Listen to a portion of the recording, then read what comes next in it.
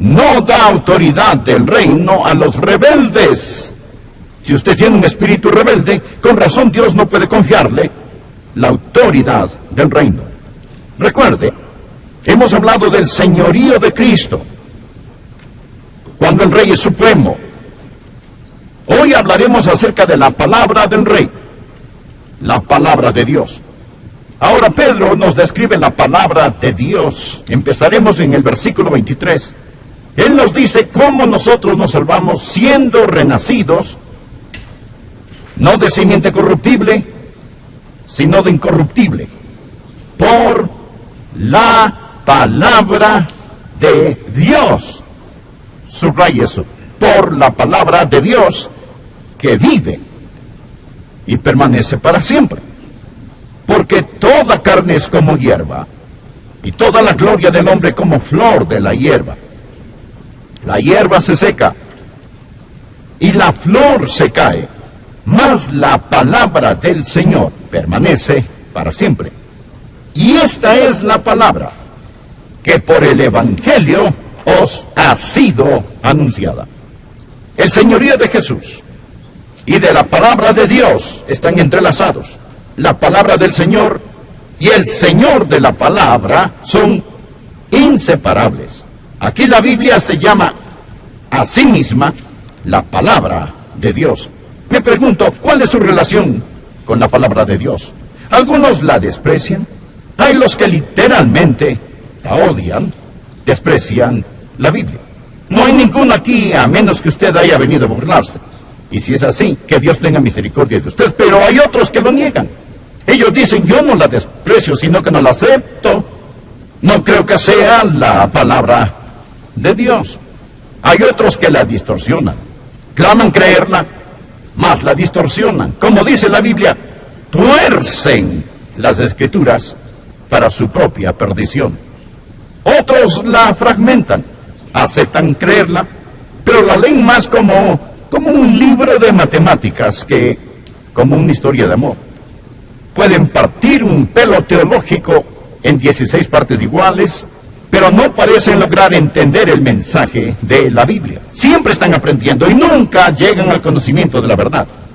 Pero supongo que el mayor peligro en este grupo no son los que la niegan, los que la desprecian, la distorsionan o la fragmentan, sino el problema con muchos es que la ignoramos. Nosotros la ignoramos. Decimos que creemos en la Biblia, pero muchos pasan mucho tiempo con los periódicos y la televisión que con la palabra de Dios. Usted no entiende la Biblia. Muchos no podían nombrar todos los libros de la Biblia si les ofrecen $1000. Mas decimos que creemos en ella. Nos preguntamos por qué no tenemos más autoridad del reino en nuestros corazones y en nuestras vidas. ¿Podrá ser porque no escuchamos las palabras del rey y que quiere darnos esa autoridad? A estos Dios casó y ningún hombre los separará. Polvo sobre la Biblia y sequía en el corazón. Leamos el pasaje de hoy. Deseo que usted note 4 cosas acerca de la palabra del rey. 4 cosas acerca de la Biblia. Oro que estas cosas sean incrustadas en su corazón. En primer lugar, la Biblia es la irrefutable palabra de Dios. La irrefutable palabra de Dios. Sin controversia, innegable, incuestionable. La Biblia es la palabra de Dios. Míralo aquí en el versículo 23. Siendo renacidos no de simiente corruptible, sino de incorruptible, por la palabra de Dios. No es la palabra de hombres, es la palabra de Dios. ¿Cómo se escribió la Biblia? Estamos en el capítulo 2, regrese al 1 y mire el versículo 10. Habla de los profetas del Antiguo Testamento que escribieron acerca de la salvación. Y dice, los profetas que profetizaron de la gracia destinada a vosotros, inquirieron y diligentemente indagaron acerca de esta salvación, escudriñando qué persona y qué tiempo indicaba el Espíritu de Cristo que estaba en ellos, el cual anunciaba de antemano los sufrimientos de Cristo y las glorias que vendrían tras de ellos. Este dice que los profetas del Antiguo Testamento profetizaron por medio del Espíritu de Cristo que estaba en ellos. El Espíritu Santo estaba profetizando a través de ellos. La Biblia, aunque tiene pluma humana, no fue escrita por los hombres, sino por el Espíritu Santo de Dios. La Biblia es la palabra de Dios. Permítame decirle algo muy interesante. Existen muchas descripciones para la Biblia, pero la mejor descripción en la que puedo pensar y la favorita descripción de Dios para la Biblia es la palabra de Dios. El primer punto es este. Es la irrefutable palabra de Dios. No podemos negarla, no podemos distorsionarla, no podemos diluirla. Debemos postrarnos ante ella si vamos a tener la autoridad del reino. Segundo, no solo es la irrefutable palabra de Dios, es la incorruptible palabra de Dios. Mire el versículo 23. Siendo renacidos no de simiente corruptible, sino de incorruptible, por la palabra de Dios. Ahora, ¿qué significa cuando dice la incorruptible palabra de Dios? Significa que no tiene ninguna mancha, ni defecto. No existe ninguna corrupción en la palabra de Dios. ¿Sabe usted cómo sé que la Biblia es la incorruptible palabra de Dios? Ha permanecido de pie con tanta predicación falsa. Piénselo. Piensa en todas las tonterías que se han dicho en el nombre de la Biblia. Y aún la Biblia permanece firme. Los ateos han protestado contra la Biblia. Los agnósticos se han reído de ella sarcásticamente. Los liberales han movido cielo y tierra para refutar sus milagros. Los materialistas la han ignorado. Los radicales y las sectas falsas la han torcido. Y aún así es la incorruptible palabra de Dios. Aquí está el tercer punto. Es la indestructible palabra de Dios. La indestructible palabra de Dios. Observe el versículo 23. La Biblia dice de sí misma que vive y permanece para siempre. Y luego en el versículo 25 dice que la Biblia permanece para siempre. La Biblia no es el libro del mes. La Biblia es el libro de las edades. Esta mañana leí la Biblia y habló a mi corazón. Me fue de aliento y nutrición. También leí el periódico que no hizo nada por mí. Cuán refrescante, cuán maravillosa es la Biblia. Siglo tras siglo las personas han tratado de quemarla o enterrarla. Los reyes de esta tierra se han puesto en su contra. Y las escuelas públicas del país parecen estar firmemente en su contra. No obstante, es la palabra de Dios. Permanece para siempre. Les diré esto, amigos. Hay muchas personas que han pronunciado la muerte de la Biblia, pero el cadáver ha sobrevivido a los que cargaban el féretro. Ahora, la Biblia vive y permanece para siempre. La Biblia es incorruptible e indestructible. No puede marchitarse, no puede desintegrarse. Jesús dijo, ni una jota, ni una tilde pasará de la ley hasta que todo se haya cumplido.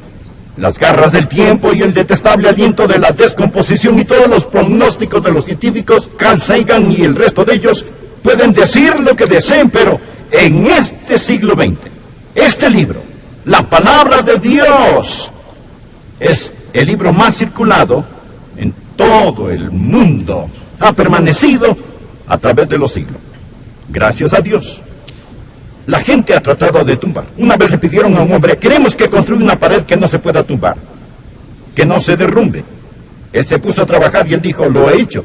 Construí una pared de 4 pies de alto y 5 pies de ancho. Si la tumban, será un pie más alto de lo que era antes de que la empujaran. Amigo, así es la Biblia. Parece que entre más se oponen a esta, más crece. Es la irrefutable palabra de Dios. Amigo, quiero que usted sepa que es la incorruptible palabra de Dios. Quiero que usted sepa que es la indestructible palabra de Dios. Y ahora quiero que usted finalmente aprenda que es la indispensable palabra de Dios. Es la indispensable palabra de Dios. Por favor, mire el versículo 23 de este texto.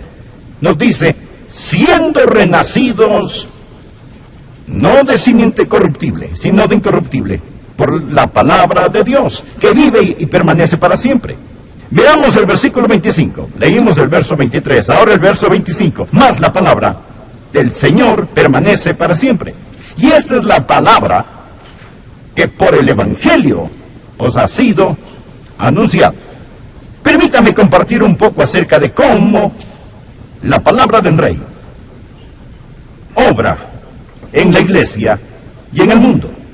Primero, proporciona el mensaje de la iglesia. ¿Cuál es el mensaje de la iglesia? El Evangelio. ¿Y de dónde tomamos el Evangelio? Tomamos el Evangelio de la palabra de Dios. La Biblia dice en el versículo 25, y esta es la palabra que por el Evangelio os ha sido anunciada. El Evangelio no necesita reconsiderarse. Necesita volverse a enseñar. El mensaje de la iglesia es el Evangelio. Usted no podría decir nada mejor de mí que me haga sentir bien que decir que Adrian Rogers lleva una vida limpia y es un predicador del Evangelio. Debemos predicar el Evangelio. Hay otras personas que pueden predicarlo mejor, pero nadie puede predicar un mejor evangelio que el que predico, porque existe solo un evangelio.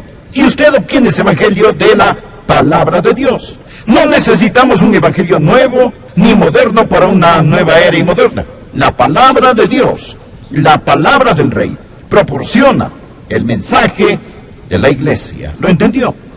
¿Y qué más hace? Prescribe el método de la iglesia. El mensaje es el Evangelio. ¿Cuál es el método?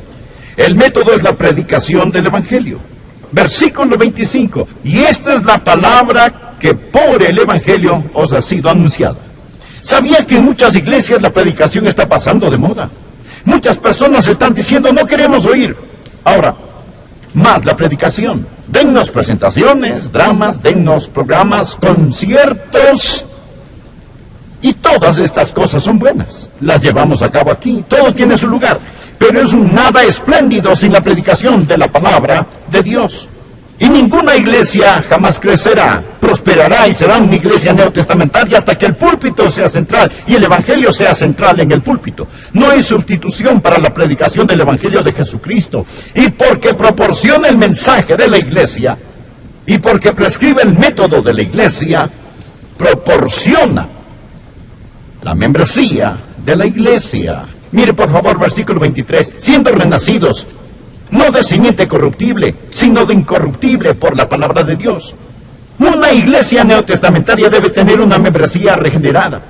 El ser nacido de nuevo no es opcional, es fundamental para la membresía.